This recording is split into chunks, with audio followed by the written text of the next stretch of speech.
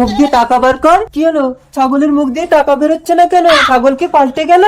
হ্যাঁ তো, এটা তো মহিলা, আমারটা তো পুরুষ ছিল। ছাগল নিয়ে তো কদিন মাসির বাড়ি ছিলাম, তবে কি মাসি ছাগলটা পাল্টে নিয়েছে?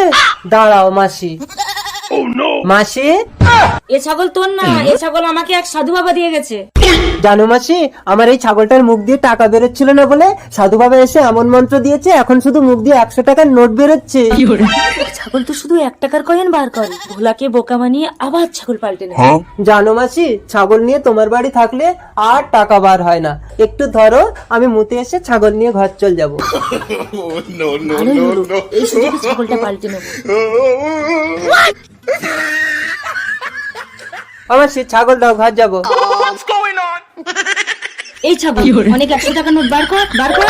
মাসি, ওটা তোমারই পাল্টানো ছাগল, পরের জিনিসে লোভ করতে নেই মাসি।